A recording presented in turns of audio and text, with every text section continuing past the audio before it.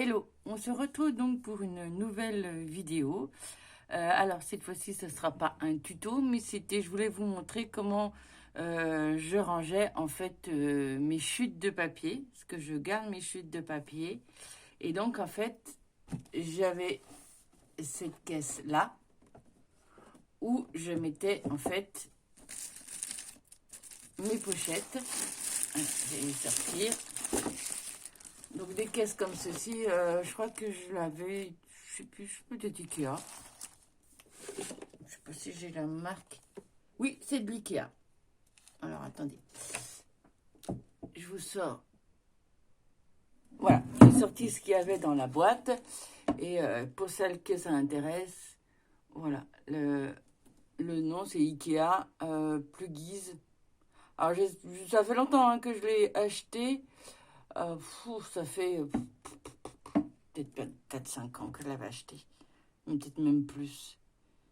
Enfin bref, je ne sais plus. Donc je ne sais pas si elle existe encore. Mais moi je la trouvais bien pratique. En fait, à l'époque, je m'en servais pour mettre les livres des enfants, de mes enfants qui étaient jeunes. Donc voilà. Et quand j'ai récupéré cette caisse, je me suis dit pourquoi pas mettre mes chutes de papier. Et donc en fait, ça tenait bien avec des pochettes plastiques, vous savez, pour classeurs. Sauf que à force de les remplir, bon là, j'ai commencé à faire mes nouveaux rangements. Bon, donc là, il n'y en avait pas beaucoup. Mais à force de mettre les remplir, des fois de temps en temps, elles sont lourdes, donc elles tombent au fond de la caisse. Je vois pas ce que j'ai rangé. Voilà, je trouvais que ce système, ça faisait un petit peu fouillis.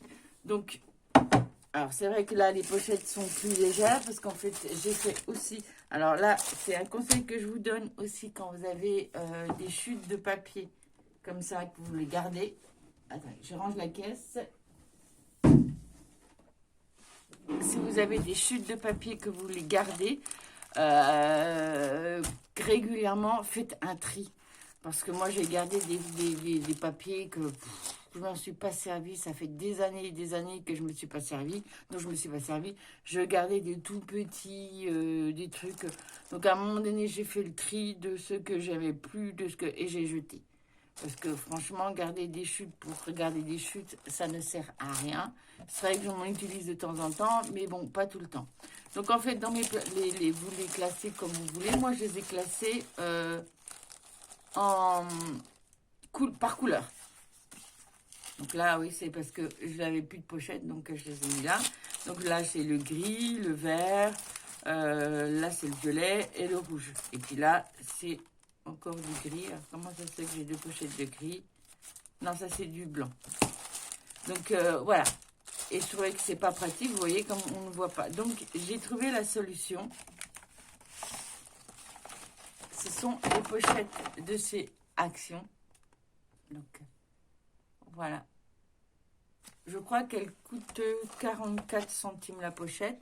Et je trouvais ça intéressant parce qu'il y a des dessins différents. Hein, donc là, il y a le rose, il y a celui-ci. Alors celui-ci, je pense que je vais l'utiliser pour les trucs particuliers, Noël par exemple. Le rose. Bon, là, j'en avais... Donc en fait, alors, vous avez 4 thèmes différents. Après, moi, j'en ai utilisé plusieurs. Et donc, en fait, ça permet d'avoir en fait des pochettes qui se ferment, puisqu'il y a le petit bouton. Donc, en fait, vous prenez... Il n'y a plus qu'à mettre les chutes de papier à l'intérieur. Et je trouve que c'est quand même beaucoup mieux rangé.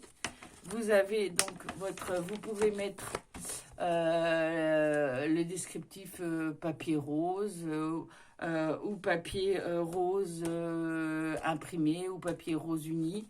Alors moi j'ai tout mis, hein, rose imprimé, je fais des pochettes que de couleurs. Mais après, votre rangement, vous le faites comme vous voulez. Et en fait, de l'autre côté, vous pouvez voir, elle est transparente, vous pouvez voir ce que vous avez mis. Et en fait, quand vous rangez dans la caisse, je trouve qu'elle est beaucoup mieux rangée. Vous mettez vos pochettes, elles rentrent parfaitement. Et donc, j'en ai plusieurs. Okay. j'avais déjà commencé à faire le rangement. Ouais, j'avais déjà commencé à faire le rangement et en fait, n'ayant plus d'autres pochettes, j'ai dû aller en racheter. Et donc voilà, vous avez vos pochettes, elles sont un peu rigides, donc ça permet aussi qu'elles ne se déforment pas. Et ah bah tenez, regardez, je viens de, c'est les, il y a d'autres couleurs. Ça c'était celle que j'avais achetée il y a quelques temps. Et en fait, vous avez encore deux autres. Bah, je les ai pas retrouvés ceux-là. Vous avez deux autres coloris. Celui-ci et celui-ci. Donc en fait, vous en avez en tout 1, 2, 3, 4, 5, 6 coloris. Vous avez 6 coloris. 6 coloris. Voilà. Et donc en fait, je les classe. Alors soit vous pouvez les classer comme ceci, en mettant ce que c'est ici.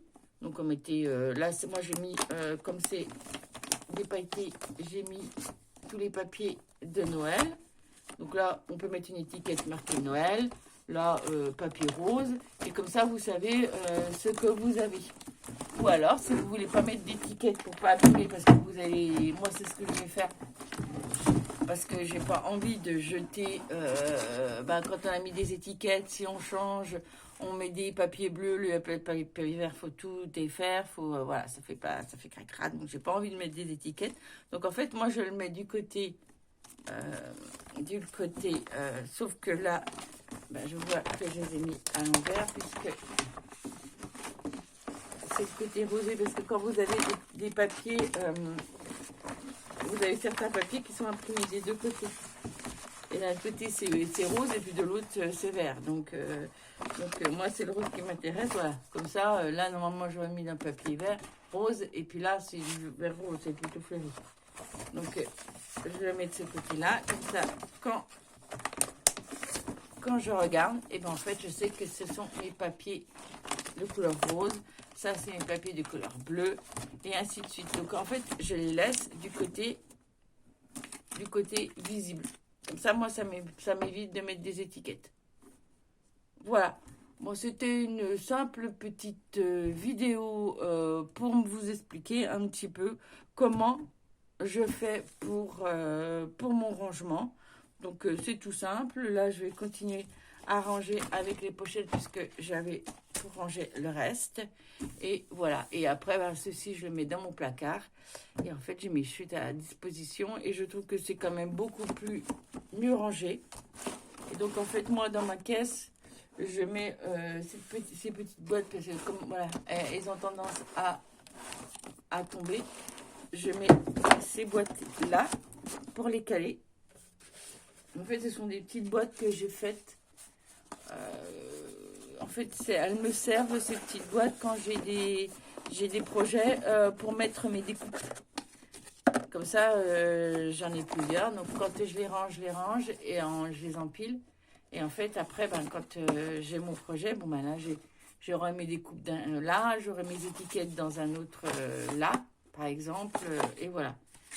Elles me servent comme ça dans mes projets. Donc, quand je m'en sers pas, je les laisse là. Et elles me servent à caler. Voilà. Et c'était une toute petite vidéo, mais bon, ça vous permet de voir comment je range mes affaires. Voilà. Et je vous dis, scrapez bien et à bientôt.